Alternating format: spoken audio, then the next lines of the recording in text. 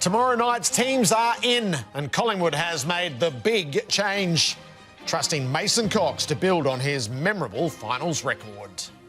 The atmosphere and occasion in Adelaide will be immense, even more so as favourite son Tex celebrates game number 300. And keeping it in the family, Jack Silvagni leaves the club of his birthright to reunite with his father at St Kilda. We've talked about is step into it, embrace all of it. Get in the room and fix it. It's unedifying for a senior coach to do that. They're on the side of caution with the brain. Take the man off. They played the best footy I've ever seen at the start of the season, and if you'd said Brisbane lift the cup, I would have said, of course they do. It's the stuff that legends are made of. What is holding the ball? I don't think I could answer it clearly right now. I could do something wrong, and I need to go, and the board sacks me. The fans love it, and with no fans, no 360, right?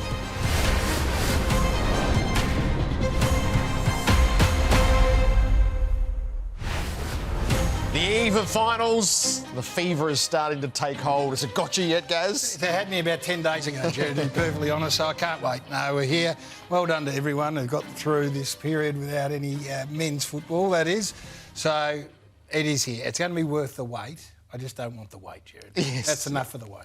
No more wait. Cars are packed, ready to go at 4 a.m. Planes will be full of Collingwood supporters. Teams have come in now, so it gets very real, it gets very pointy, and I'm looking forward to the show. Nowhere feels it quite so intensely, I think, as in Adelaide. I agree with that. And it is captured in their newspaper. How many pages do you think tomorrow's wraparound in the Adelaide Advertiser is? No, you got that wrong, Gerard.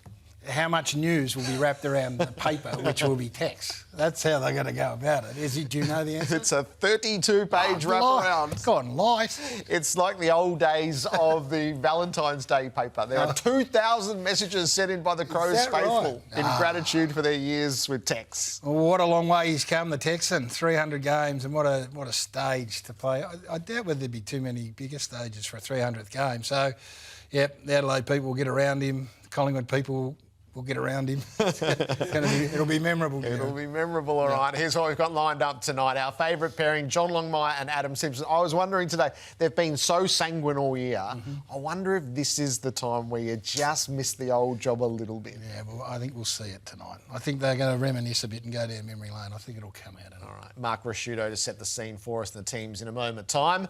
And then first crack preview, Ben Dixon, David King and Lee Montagna will take you deep into these 4 finals and then to our match coverage. Yeah, we've been waiting for this. It's our first time broadcasting here at Fox Footy, Finals Footy, and we are excited, Gerard. We're not trying to hide that at all. So we're sending the big guns everywhere. So that is a team and a half that's going to be there tomorrow night, and they'll be broadcasting from up on the hill and then absolutely ripping it to shreds. And what an honour it'll be for everyone there to be there. So that'll be outstanding. Then we'll roll over to Friday, and Gerard, this is where you and I can get excited because you and Anthony will do the best job of calling this game in footy, and we'll provide all the support act there, and that's got just ramifications everywhere. What about Tom Hawkins and Jonathan Brown together, if you don't mind? Gee, Cam Mooney, just throw him into the mix, if you don't mind. Saturday Arvo, up to Sydney. This will be a belter as well. Sarah will head up the team.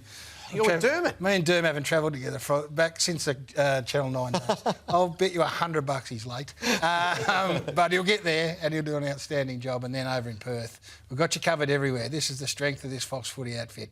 Covered every single game throughout the year, and now we're going to do the finals. So bring it on. You could have any one of the 8 for D-Day, but we have asked you to narrow it down each week when we've got to Wednesday for Aussie Broadband. Pick one D-Day. Well, yeah, they're all D-Days. But I went with the Cats for the simple reason they don't want to go 4-zip down to Brisbane.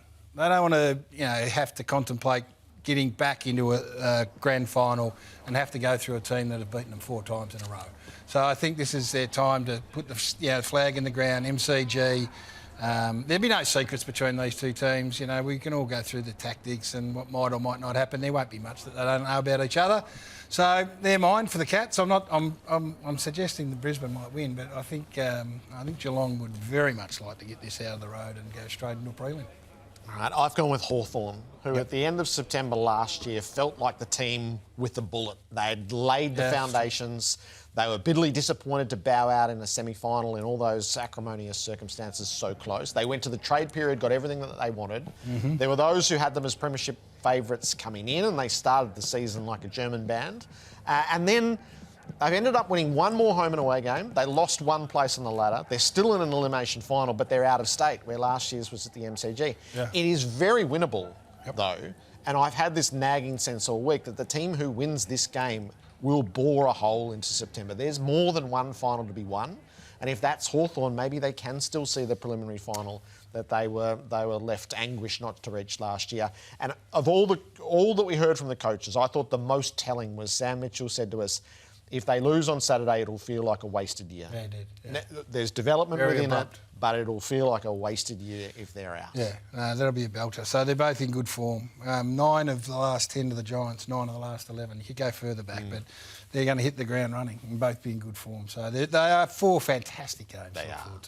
All right, the agenda starts where the finals do, and that's in Adelaide tomorrow night. A game that has all the elements, given what has happened recently, in an atmosphere where footy truly soars. Yeah, we're in a unique position, so is our opponent, that we've played each other recently. There's a lot of respect there for the way that last game played out, and probably the 10 games before that. The whole build-up for this game is huge, and so it should be. It's a final, it's spring. This is when you want to be involved, and we're pumped. There's a real dialed-in energy downstairs, and then ideally you see that when you come watch us train.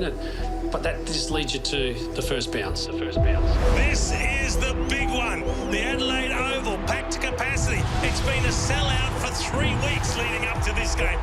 Nowhere to hide. Biggest home and away game of the year right now. 2 of the biggest supported clubs. Pressure on everywhere you look, and this is as a player. The games that you want to play in throughout your career. We're going to have work cut out, and we're very mindful, and we've said this right the way through, of being pulled apart when it comes to our opposition. You know, we focus on what we do well. We've been preparing all season to play finals footy. It's the Pies by 25. Just got to step into it. It's going to be a big challenge. We're not naive to think you're playing a team that's won 9 odd games in a row. They finished top of the ladder. There's a huge build-up in Adelaide for what's coming. And the Crows have kicked 3 in a row. Real excitement around Matty Mix's first finals campaign and all their players playing their first final. That's a huge build-up. Phil Thorpe, yes! He's got it! What a mark, what a man!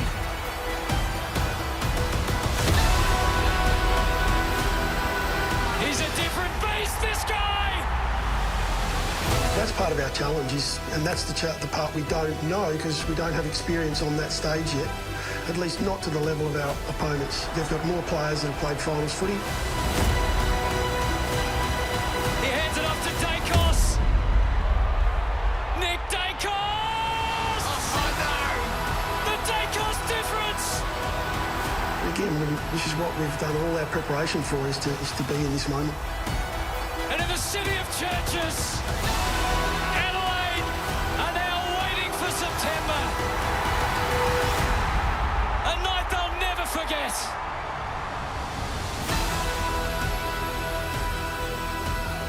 And a night that is about to be reprised. So what a build-up, what a backdrop it is, given what you were there for not long ago. We'll do the teams first, because they tell their own story. From an Adelaide perspective, Max Michaelani is ready to resume.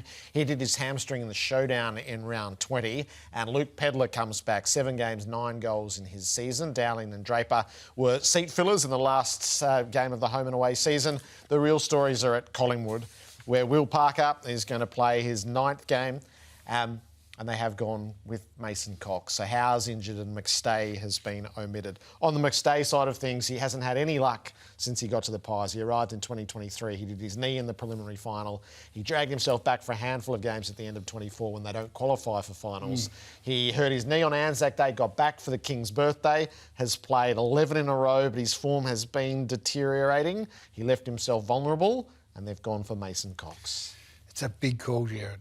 It's to leave it as late as it is. I can't work it out. You have gone to work on it. So this is why. 2018 preliminary final, second quarter, iconic moments, 3 goals in a row for Mason Cox. He is the separator. He's the defining figure of that game. That's his career moment. But then in 2020, in the elimination final, again deep in enemy territory against the Eagles, 3 goals in a quarter, 3 consecutive goals in the first quarter to set a tone that Collingwood were able to run right through the rest of the match and prevail in the narrowest of fashions. And then in the 2023 preliminary final, which is the ultimate nerve tester, he kicks the goal in the last quarter that gives Collingwood a lead. He breaks the tie, puts Collingwood in front, and they don't surrender that lead as they survive by a point. So in his 12 finals and 10 goals, it doesn't look that hot on paper, but when you dig into it, in the big moments, he has delivered 3 times for them.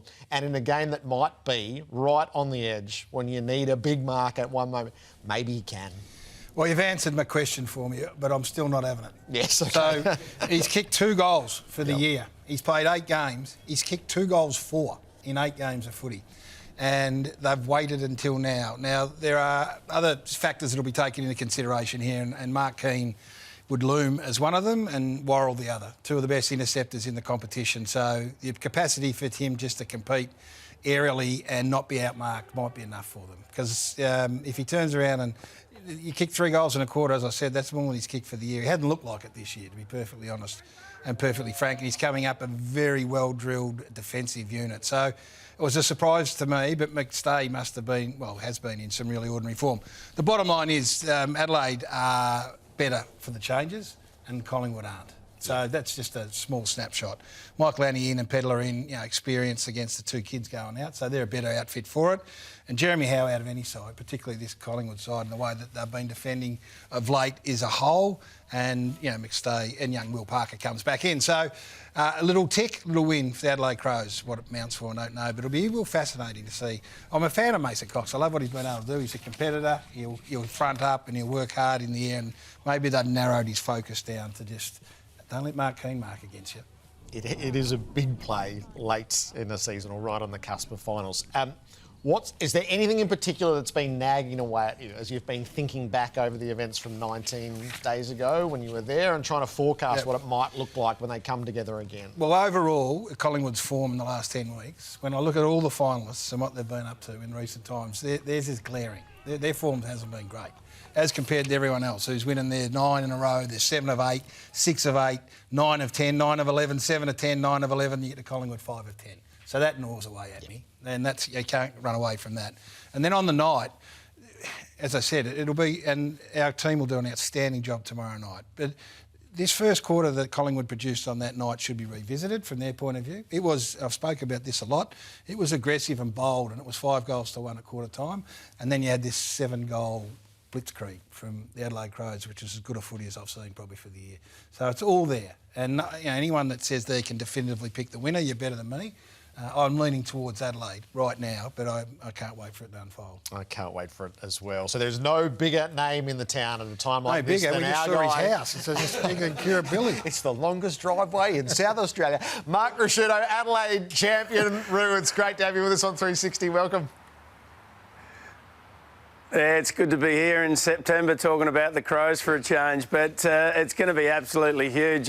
I know for a fact there's so many people missed out on tickets the other day when they went on sale. I think a couple of 100,000 people trying to get 50,000 tickets. There was a lot of people that missed out and a lot of disappointed people, but they broke the record in the last game that they played a few weeks ago. I reckon they might break it again tomorrow night. It looks like conditions are going to be perfect and, it's just absolutely primed to be a big game, isn't it? So biggest night of footy in your town since the prelim of 2017. That's what it feels like we'll walk into. Yeah, absolutely. Everyone's pumped. Everyone's ready to go. Look, there's been a bit of a downer since the Rankine incident a few weeks ago, but I know that he's been back in town yesterday and he's chatted to the boys.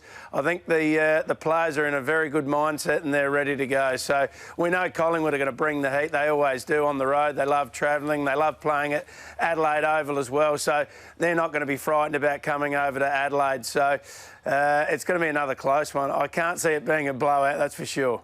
You mentioned Isaac there, Roo, and you're obviously an office holder at the club. How did you feel he handled last night when he returned to the country and made his public apology? Yeah, personally, I think he did a really, really good job. He owned the mistake. He knows it was his mistake. He knows he didn't do the right thing at all. A lot of people could argue about whether he should have done it before he went away or when he got back. He chose to do it when he got back. He obviously wasn't in the right frame of mind to do it before he left, but I thought it was... he did a great job last night, and he's very, very sorry for what he did. He was extremely nervous in the press conference. He didn't have any notes. He did it off the cuff, and I personally thought he did a great job. And as I said, he's spoken to the boys today. I think he'll speak to the AFLW side as well, and then he'll get on with trying to help the guys win throughout the finals. I know it's better for him if they lose tomorrow night and still get to a grand final, but I'm pretty certain he'd be happy if they win as well tomorrow night and keep moving forward in September. Well done, Roo. Put your Adelaide Crows cap on here, not your Fox Footy cap. I want to talk about you as a person that's involved with the footy department, making the appointment of Matthew Nicks, just holding the line. It's been, it hasn't been smooth sailing, but and I've spoken to you a lot about this in recent times. The faith has been really strong. Yeah. How confident are you that they'll be able to handle this occasion tomorrow night?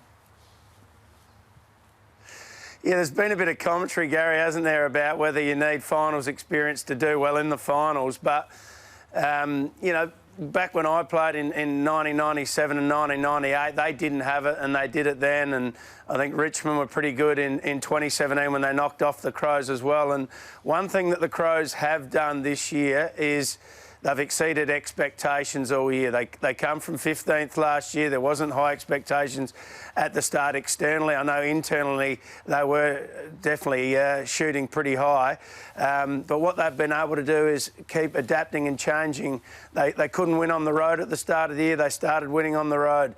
They couldn't beat top 8 sides for a fair while either. Then they started beating top 8 sides. Their defence wasn't good at the start of the year. Now they've got one of the best defences in the competition. They've had some big games, none bigger than the Collingwood game a few weeks ago, and they've been able to do that. They haven't won close games prior to this year as well, and they've won a few this year. So I think they've had quite a few big tests this year already, and they've stood up and done really well in them. So that's as good a preparation as you could have for a final. So that doesn't worry me at all about, can they step up in big games? I think they've shown they can this year. The additional piece on a big night is Taylor Walker reaching game 300, which is the game's most revered milestone, one that Roo. What has he meant to Adelaide as he reaches this accolade? Look, he will now go down as one of the greats of the Adelaide Football Club. What he's been able to achieve over his whole career has been magnificent. I've really loved what he's been able to do over the last 4 or 5 years. He's had a lot of difficult times throughout his career, but probably none more difficult than the last 5 years, or even last 8 years, really, with the grand final loss, the fallout from that, the camp the year after, dealing with that, going through a rebuild, having a side down the bottom of the ladder. He was ageing at the same time. It's really hard to be a good forward in a bad side. He had a couple of lean seasons, and then he's adapted, and I reckon he's really grown as a person. And the football he's produced the last few years has been fantastic, and I think he's exceeded everyone's expectations even this year. He's still a very important cog in the side. When he's out there, they walk taller when he's out there. So he's had a fantastic year, but he's loved by everyone. He's one of the most popular Crows ever. There's been a few of them, but he's right up there. He's a country boy. He's a bit of a larrikin. He loves a beer. He loves a prank. He loves a laugh. He is absolutely fantastic with supporters, young and old. There's none better. He'll have a photo. He'll sign a jumper.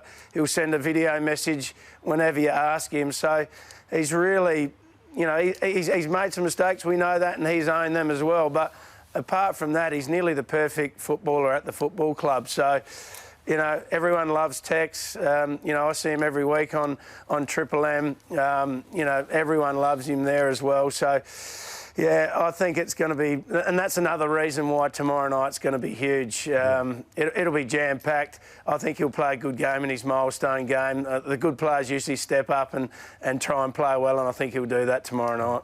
We will see you there. You'll be down with Eddie Betts on the boundary, so enjoy it. All right, thanks very much, guys. Have a good night. Good on you. Mark He had to get going. By the time he gets home and walks down that drive, he wants to be at the start of first crack, which is 40 minutes. So we had to let him go. Lovely. He referenced there the press statement made last night by Isaac Rankine as he returned to the country. I want to start by saying how deeply sorry I am for what I said. There was no excuse. It was wrong, and I take full responsibility. I'm disappointed in myself, and I know I've let a lot of people down. I want to apologise to anyone that I've hurt, offended. I understand that word is offensive, it's harmful, it's hurtful, and has no place in our game or our society. I am in no way a victim, but by going away has given me the space to reflect and educate myself to understand the weight of my mistake. And I'm fully committed to bettering myself in that area. In the next few days, I'll be standing in front of my teammates, the AFLW, and apologising to them personally, as they deserve this at the very least. From here, all I can do is put my head down, work hard, support my teammates in the best way I can, and show through my actions that I'm growing and learning from my mistake. More than anything, I want this club to succeed, so I'll be doing everything I can to gain everyone's trust back and have a positive impact on society and my supporters. Thank you. He couldn't have been more heartfelt and raw. No notes, no sparing himself. Yep. For 2.5 weeks in, I thought he handled his moment pretty well. Yeah, it's landed heavy. So he's going through a tough time. And Tex Walker's the template. So if Isaac's looking for inspiration, and Mark alluded to it, Tex had a racism issue that was, really challenging for all of the people involved, particularly, the Indigenous community. And I'm told that Tex has gone over and above to do exactly what Isaac has said that he needs to do. So now we sit back, and I think we're all in for a redemption story. And I'm happy for Isaac now to go about and do what he says he wants to do. And I won't be judging him any differently than what I would. We all make mistakes. He's made a bad one, but he'll hopefully, and that gives me great confidence that he will learn from it. On the trade side of things, Jack Silvagni has tipped his hand. He is heading for St Kilda, so exercising the free agency that he had at Carlton and heading for St Kilda. So this is a spending spree that the Saints are on. Ooh. It is reported to be a $4 million contract across 5 years at the Saints, which was significantly more than was on offer at Collingwood and the Bulldogs. I think, rightly or wrongly, there is a sense of being played at least one, or if not both, of the other clubs who had been courting Silvagni for some time. Right. Well, here's my advice, and we're going to move on with the program. If you're a St Kilda supporter, let everyone else worry about the dollars. Don't go getting caught up in the minutiae of, is he worth 500? Is he worth 500? If you're a St Kilda fan, just worry about the side that's going to be put out there next year. Does Jack make you better? I think he does. You can make up your own mind. I think he does. Does De Koning make you... He does. Would Liam Ryan? Probably does. And would Leakley? Probably does. So you should be wrapped. Now, for everyone else who wants to get into the money game and whether you're being played, that's for us, Gerard. That's radio, media, footy clubs to bitch and moan. But if you're a St Kilda fan, you're getting better. You just hope it doesn't blow up in your face. That's a $4 million spending spree plus $2 million to keep Nazar Wanganeen Miller. It is. This is chips in. It is. You want to jolt your own fate? This is it. I know. Cosy Pickett, his contract came out, I don't know how long ago it was, 8-10 weeks, 1.4 over whatever, and I went, God almighty, that's... And then today I'm going, cheap. He's got him cheap. So I know it's going to be a great talking point, but does he make St Kilda better? Yep, he does. So Saints fans away. Market moves fast. Our coaches who have been players in Premiership sides, they know this time of year so well. As comrades, as rivals, they've tasted the very best of it. So we're going to pick the brains of Adam Simpson and John Longmire.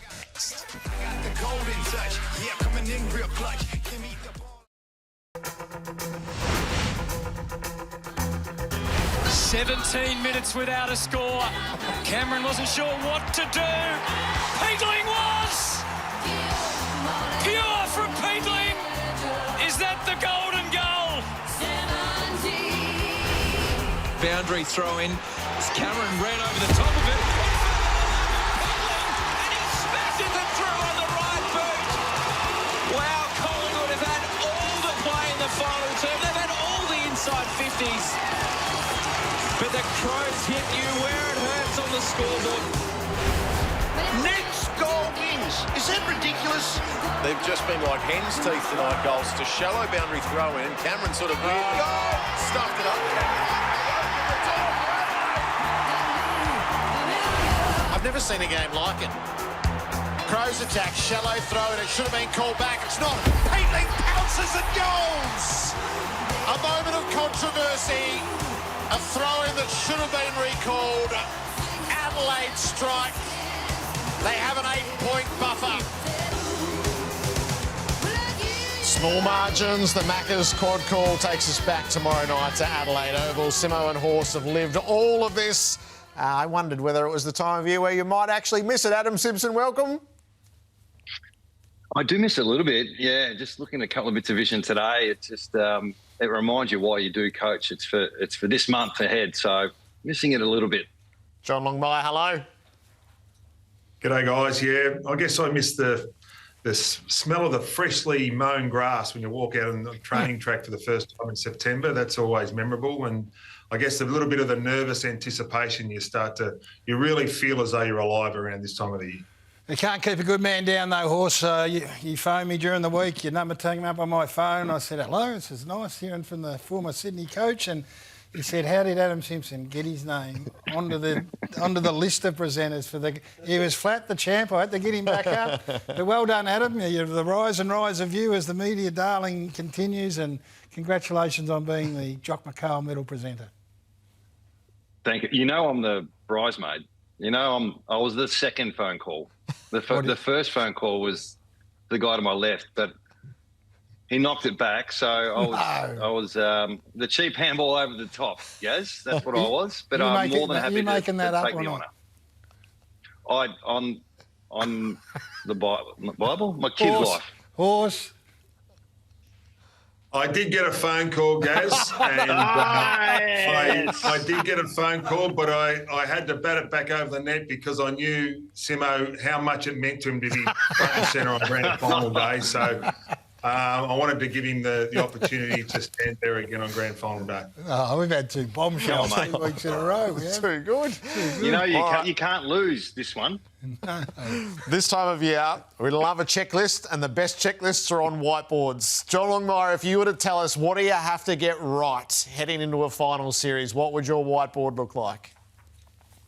Yeah, well, I'd like to go to the old whiteboard. I'm a big fan of the whiteboard, Gerard, and these are some of the things that I've thought about but got right but also got wrong over the journey. So it's a bit of both. And as we put it up now and have a look at it, hopefully it's a bit neater than my writing on the whiteboard.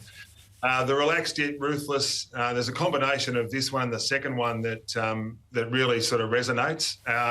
If you look at the fact that you've got to use you can't use your energy too early, I think that's really important. You've got to be mindful that during the season, during the final series, the players in particular need to be able to switch off. And when you're sort of switching on and switching off, you need to make sure that the players have got the ability and the permission from the coach to switch off and not think about football. It's a really important time of the year, but you need to make sure that you save your energy for what really matters. And by switching off during that period of time, it gives you that opportunity to really focus when you need to.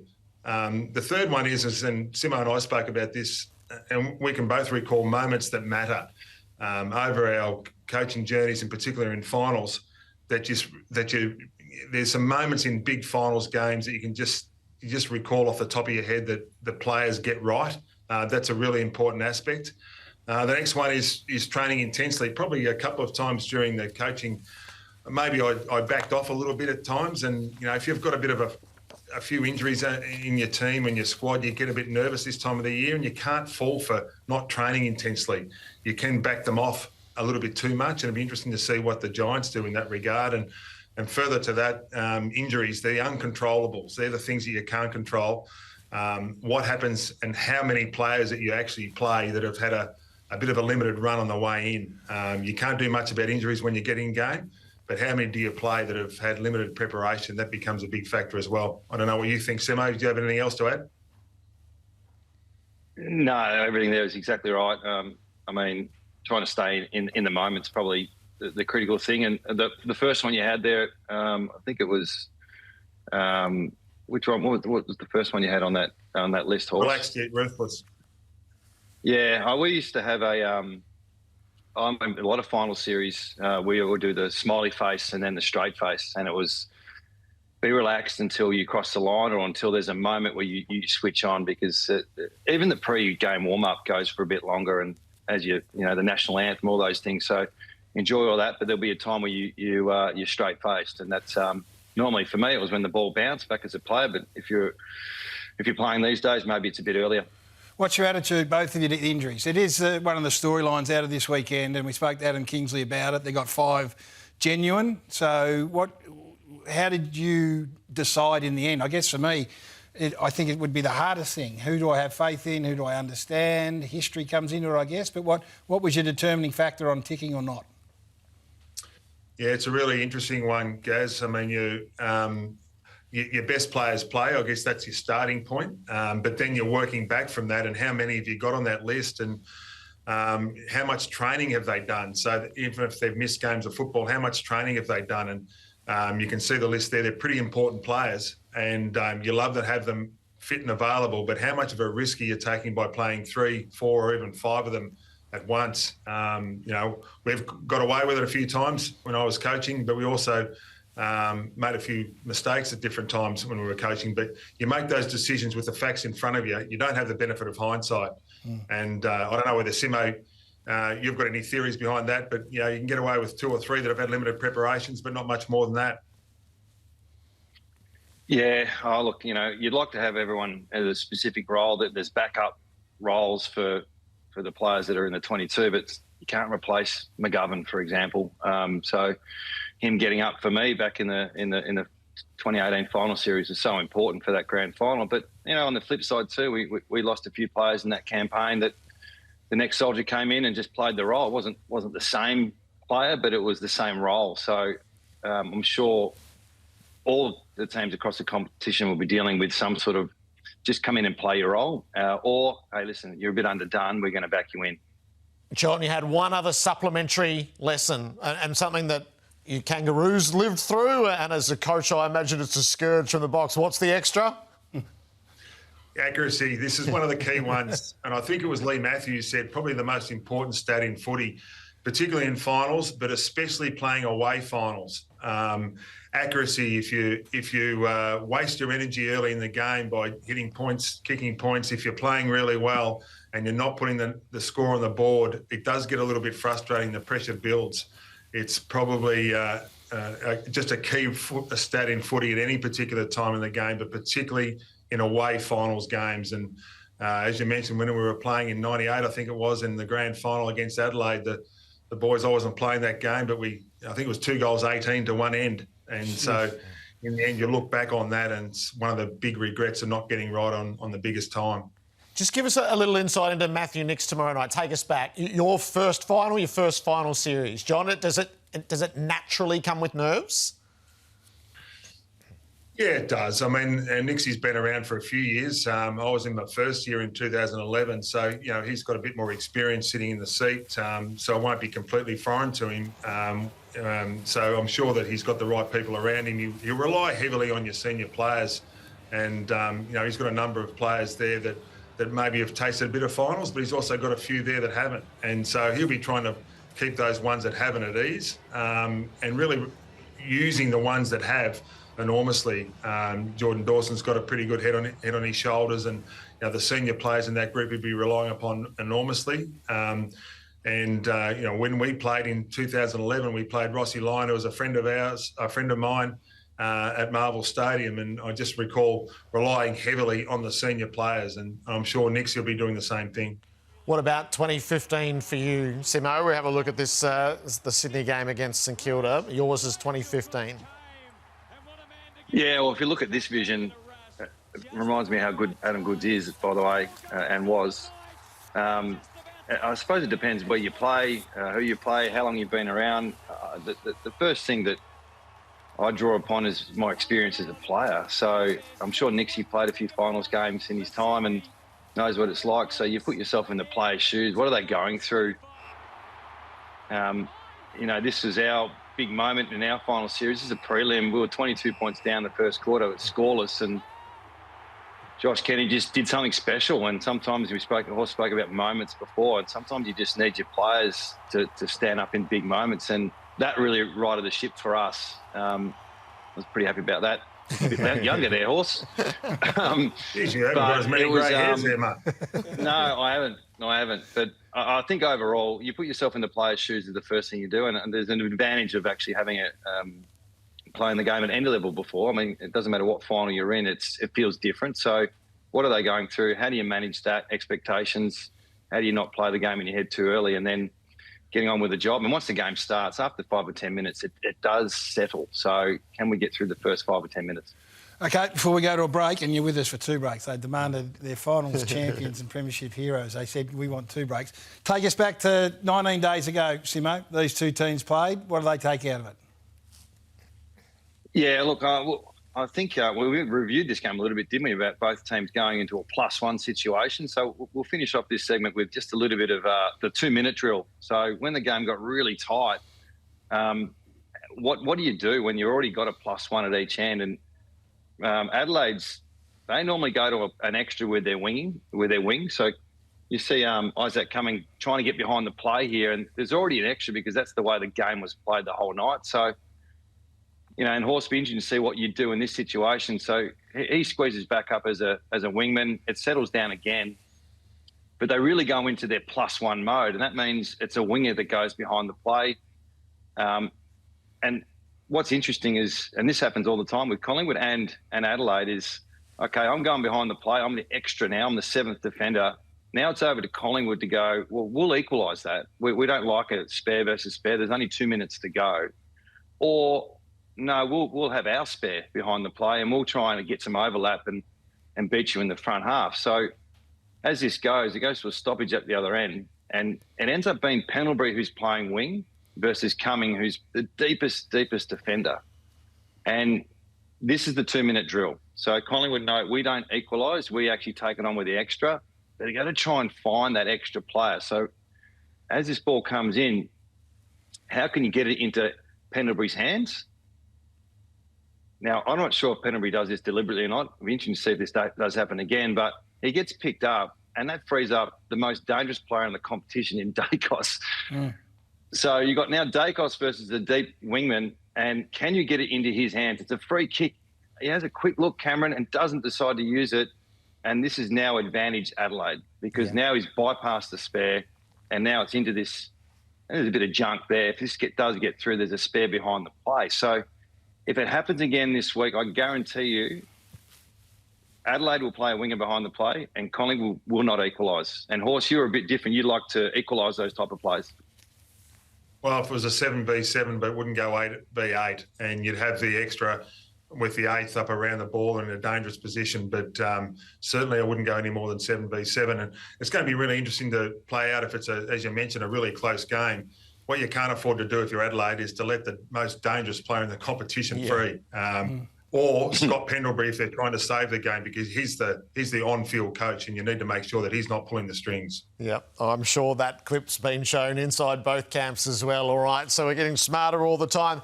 We'll keep Horse and Simo in place, delve into their experiences in September. New experiences and hostile environments. That's what awaits the Gold Coast Suns club in its first final series. They're going to play in front of the biggest crowd they've ever seen over in Perth. She'll be hostile.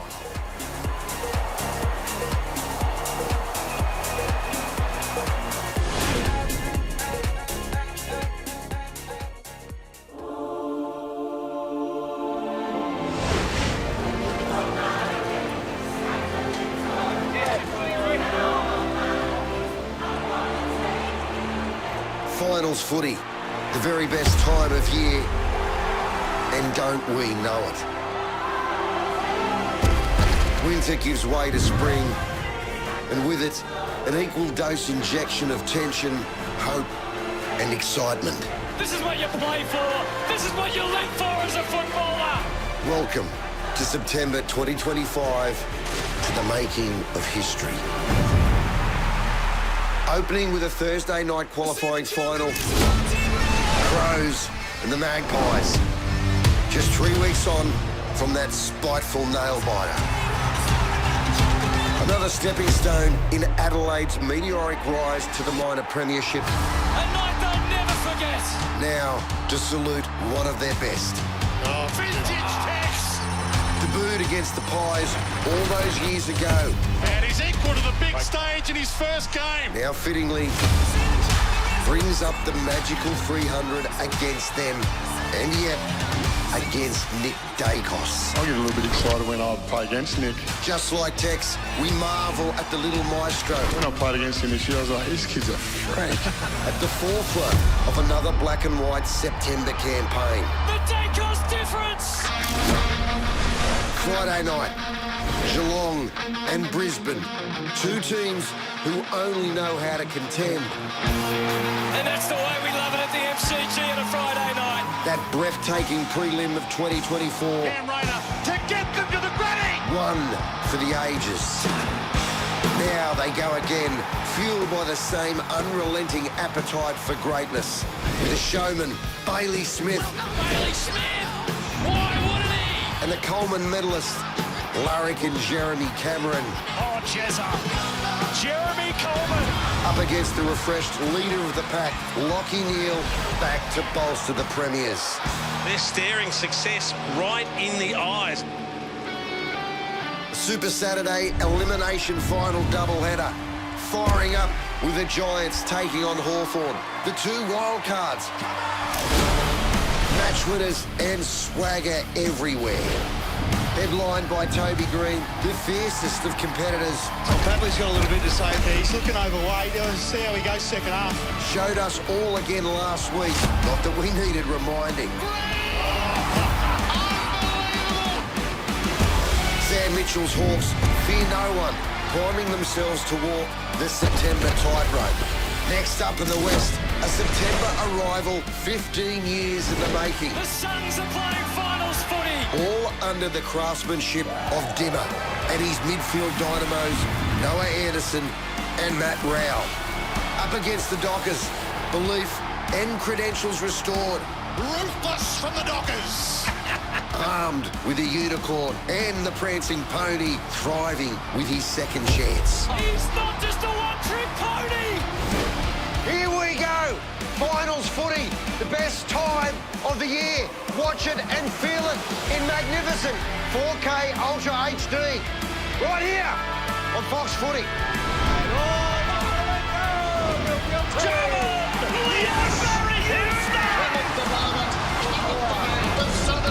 From walking on thin ice to dancing on the mountaintop.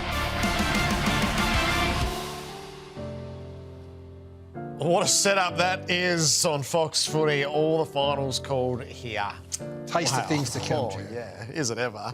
All right, teams trying to win deep in enemy territory. So this is Collingwood tomorrow night. This is Gold Coast, their first experience in the West. This is something that both of you gents were able to do. Simo, maybe you take us to your most memorable win in enemy territory in a final. Well, outside of the grand final, I suppose Adelaide, we played Port Adelaide in Adelaide in 17, which I don't think we win 18 without going through this particular game. So it was I don't know how you get double overtime, but I think it was double overtime. And it was Luke Shuey after the siren, which, you know, a free kick well deserved, by the way, for too high. He almost ripped his head off. And look at that. Should have got weeks for that. Any doubt about the kick? No, not with this bloke. No. More doubt with the McGovern the next year, but I was already running on the ground at this stage, so I'm actually nowhere. And Coxie's going off there. They're the type of memories that you have and you go, geez, you missed the game in terms of the coaching and being part of a team and part of that success. So that was built off a lot of spirit, and we took that into the next year. So sometimes winning a final and getting knocked out the next week is very important for your next phase. And you're in Adelaide as well, John, for the one that comes to mind. Yeah, obviously the two really hostile environments can be Perth and Adelaide. And back in 2012, we'd lost 3 of the last 4 home and away games, and our first final was Adelaide in Adelaide. And just remember the opportunity as we boarded the plane was it does galvanise the team, and you can use it as a coach to be able to draw into the fact that it is only us 23 players and a couple of emergencies, the staff and a handful of supporters to go over and keep the crowd quiet and feed off that energy, the quiet energy that you listen to during the course of the game.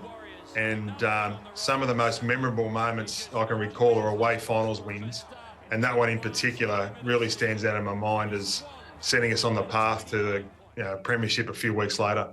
So then there's Perth, and this is what Damien Hardwick's trying to ready his men for. As you know Perth so well, Simo, how big is the environment in Perth, John? Oh, it's massive. And, Collingwood go to Adelaide with an experienced team, while Gold Coast go to Perth to play the Dockers with an inexperienced team, an inexperienced finals team. We played there in 2015, as we're looking at now. And I recall standing there listening to the national anthem. The noise at this moment when we walked away from the national anthem was incredible. And I still recall talking to the senior players that played that game, and they can't remember a louder game that they played in. It was just amazing. They couldn't hear each other. And the Gold Coast boys will be in for that this week. It's quite a unique experience. If you lean into it, it can be an amazing, memorable experience that lasts a lifetime. Oh, they're big times ahead, aren't they? 4 winners before they go. Come on, pick the 4. Go on, Simo. Give us your 4. I'm going off a little bit of analytics, which is not going to hold well. I'll go Brisbane. I'll go Adelaide, Brisbane, the Giants, and Gold Coast. Horse? The only difference I'll have is I'll go Freo at the end. Yep, it'll be a big finish if Gold Coast win their first final. All right, can't wait to see how you take it in and what you bring to us next Wednesday. Enjoy. Thanks, guys. See you, boys. Simo and Horse. So good. With an eye towards September. Tomorrow night from Adelaide Oval. It'll pulse through the telly. It'll dead set pulse through the telly tomorrow night. We said that's not going to be feral over there. We had that many messages from Adelaide on radio saying, yes, it will be. Yes. Just be braced for it. Get ready for it. It's real. The Crows and the Pies qualifying final here tomorrow night.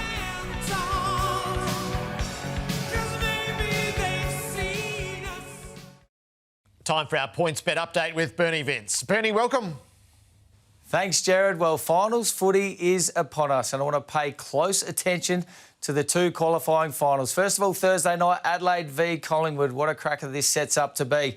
I expect it to be a tight one, but Adelaide's record at home, 12-1, you cannot go past that. And add to that Collingwood's poor record against fellow top 8 sides. They're 4-7. I've got Adelaide qualifying through to the prelim final. Now let's go to Friday night. Geelong v Brisbane. Now the MCG holds no fears for both of these teams. Geelong 4-1 and Brisbane 3-0, both well above market expectation. But throw in Brisbane's record against fellow top 8 sides. They're 9-4, the best in the competition. And I've got them upsetting Geelong. So I've got Brisbane and the Adelaide Crows going through to prelims next week. You can find all those odds plus a whole heap more on the PointsBet app. Enjoy the footy. Chances are you're about to lose. For free and confidential support, call the number on the screen or visit the website. The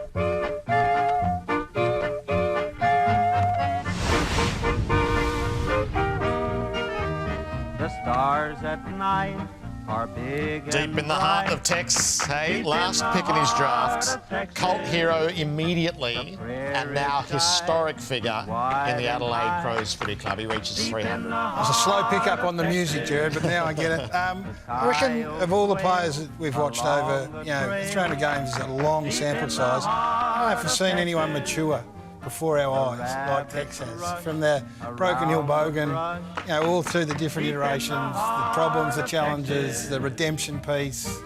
the form loss, the back, the All-Australian last year, and here he is celebrating 300. It's one of my favourites, and he is one of my favourites. So well done to him, and hope it's a big night. All right, the weekend picks, thanks to PointsBet. What is your back page headline? One swallow does not make a son. That's what I've gone for. I love the David swallow. I love that it was dropped here yesterday, but I'm not sure it's going to do it. What do you got? This would go to the front page. Magpie convoy turned back at the border. No one's allowed in. Home crowd only. It's not going to work. Plot twist?